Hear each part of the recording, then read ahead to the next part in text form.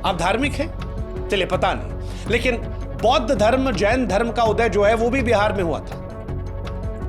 दुनिया में जब भी शांति का पाठ पढ़ाया जाता है तो गौतम बुद्ध का नाम आता है। क्या आप जानती हैं मैडम कि गौतम बुद्ध जी को ज्ञान की प्राप्ति इसी बिहार के बोधगया में हुई थी। महावीर स्वामी जैन धर्म के 24वें तीर्थकर भी इसी बिहार के वैशाली जिला में पैदा हुए थे। यानी बिहार जो है मैडम वो बौद्ध और जैन धर्म की जड़ें हैं, सारी दुनिया में प्रसिद्धि है।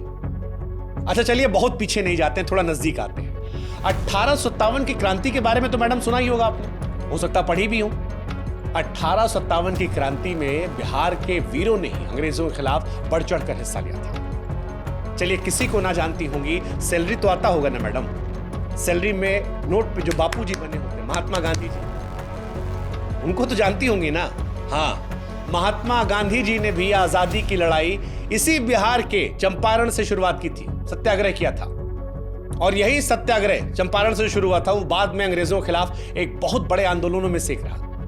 मैडम जिस बिहार के सिविक सेंस पर आप गंदे गंदे भद्दे भद्दे अश्लील कमेंट्स कर रही थी ना, उसी बिहार से निकला हुआ एक व्यक्ति भारत का पहला राष्ट्रपति बनता है। नाम तो सुना होगा आपने, डॉक्टर राजेंद्र प्रसाद। हाँ, डॉक्टर राजेंद्र प्रसाद, पढ़ा भी होगा, शायद पढ़ाया भी होगा, इसी बिहार के सीमांत से थे मैडम। जेपी का नाम सुना मैडम आपने?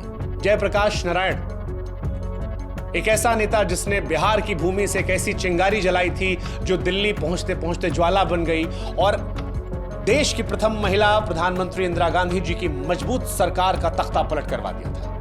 भ्रष्टाचार के खिलाफ आजाद भारत का जो सबसे पहला सबसे बड़ा आंदोलन था, इन्हीं जेपी की अगुवाई में हुआ था। आज देश में बहुत नेता मैडम जो जेपी के चेले चपाटे हैं, वो जेपी जी भी बिहार से ही थे।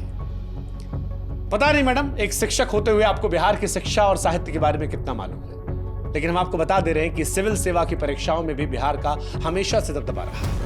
हर साल बड़ी तादाद में बिहार के युवा यूपीएससी की परीक्षा को पास करते हैं और बड़ी तादाद में आईएएस, आईपीएस, आईएफएस बिहार से बनते हैं। दुनिया का सबसे पुराना हिंदू मंदिर जो है मैडम वो भी बिहार से ही है। अब भारत वो देश है जो दुनिया में सबसे प्राचीन मंदिरों और इमारतों को लेकर जाना जाता है। दुनिया भर से तीर्थयात्री भारत में इन मंदिरों को दर्शन करने आते हैं, लेकिन आप जानती मैडम सबसे पुराना मंदिर जो है वो बिहार के कैमूर जिला के कौरा क्षेत्र का मुंडेश्वरी मंदिर है। कहा जाता है कि 3री या 4थी शताब्दी में इसका निर्माण हुआ था।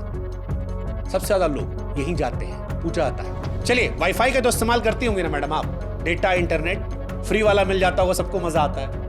क्या आप जानती हैं कि दुनिया का सबसे लंबा वाईफाई जोन जो है वो बिहार की राजधानी पटना में है? हाँ जी। और आपको जान के हैरानी होगी मैडम कि इसका कवरेज एरिया जो है ना वो 20 किलोमीटर का है। इससे पहले जो रिकॉर्ड था वो चीन के नाम था, 3.5 किलोमीटर में वाईफाई नेटवर्क था, लेकिन उससे तकरीबन 6 गुना में बिहार से है वही इंटरनेट जिससे वीडियो आपने अपलोड किया था और कहा था जीरो सिविक सेंस बिहारियों में, पिछड़े लोग हैं, डेवलप्ड हो जाएंगे। मैम इसी बिहार में अशोक राजपथ पर कभी जाइएगा, वहां से लेकर दानापुर तक मुफ्त इंटरनेट है, कोई पैसा नहीं लगेगा उससे। आप कहती हैं कि बिहार सबसे पिछड़ा है। दुनिया का सबसे बड़ा ऊंचा लंबा स्तूप जो है वो भी बिहार में मैडम, बिहार राज्य में ही केसरिया स्तूप, गूगल कर लीजिएगा, सबसे ऊंचा और सबसे बड़ा बौद्ध स्तूप है। चंपारण जिले में पटना शहर से लगभग 110 किलोमीटर उत्तर में केसरिया कस्बे में मिलेगा। यह माना जाता है इसका निर्माण मौर्य काल में हुआ था और आज एक महत्वपूर्ण ऐतिहासिक पुरातात्विक स्थल है। दुनिया भर से पर्यटक इसे देखने आते हैं। क्या आप जानती हैं मैडम कि देश का सबसे पुराना हाईवे जो है वो बिहार में 2400 किलोमीटर लंबा? हाँ,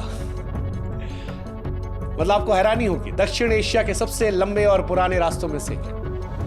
हावड़ा के पश्चिम में स्थित बांग्लादेश के चटगांव से शुरू होता है और उसके बाद वर्धमान, आसनसोल, सासाराम, प्रयागराज, कानपुर, कन्नौज, एटा, अलीगढ़, बुलंदशहर, गाजियाबाद, दिल्ली, पानीपत, करनाल, अंबाला, लुधियाना, जालंधर, अमृतसर, पाकिस्तान के लाहौर, रावलपिंडी होते मैडम अफगानिस्तान के कंधार तक ये जाता है ना, वो भी बिहार में ही मैडम।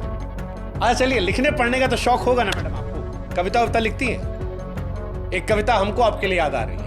आपकी हरकत पर, आपकी नौकरी चली गई तो हमको याद आया कि जब नाश मनुष्य पर छाता है तो सबसे पहले विवेक मर जाता है। अरे गजब, देखिए इत्तेफाक, देखिए ये जो कविता है ना मैडम, ये भी एक बिहारी ने लिखी है।